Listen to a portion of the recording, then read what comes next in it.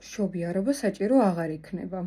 ჩინეთში შექმნეს რობოტი, რომელსაც ექნება ხელოვნური საშვილოსნო და შეძლებს პირველი ტრიმესტრიდან ბოლო ტრიმესტრამდე ბავშვის გაზრდას. ხოლო ხელოვნური ინტელექტი ამ რობოტს გააკონტროლებს, პროცესებს გააკონტროლებს და თუ ისე რამე არ წავიდა, შეძლებს რომ პროცესები და ალგორითმი შეცვალოს ისე როგორც საჭირო იქნება.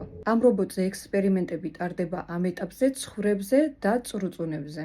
არ ვიცი მეგობრებო, ეს ყველაფერი მე პირადად ძალიან მაშინებს, სადამდე მიგვიყვანს ეს ტექნოლოგიები არ ვიცი, სოციალურ ქსელშიც კი ყავს მომხრეები აი ამ პროექტს და ის წყვილები, რომლებსაც პრობლემა აქვთ, რომ შვილი ეყოლოთ, ამბობენ, რომ სიხარულით დათანხმდებოდნენ და იყოლიებდნენ აი ასეთ როგორც სახში და ამ რობოტის ყოლა სახში იქნება შესაძლებელი და შეძლებთ, რომ თქვენს გვერდით ყავდეთ და მან ატაროს თქვენი შვილი. არ ვიცი, უბრალოდ ასე მგონი, ახლა რაღაცა ბოდვა არის და არა ნამდვილი პროექტი.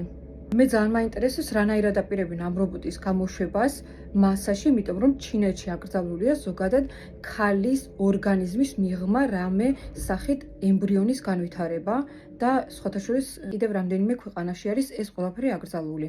და რანაირად აპირებენ ამ რობოტის გამოშვებას, მართლა არ ვიცი, კანონის შეცვლას აპირებენ, იმისთვის რომ რობოტი გამოუშვა. მართლა არ ვიცი რა გითხრათ, შოკში ვარ ამ ამბის მერე. დაწერეთ თქვენ რას ფიქრობთ კომენტარებში.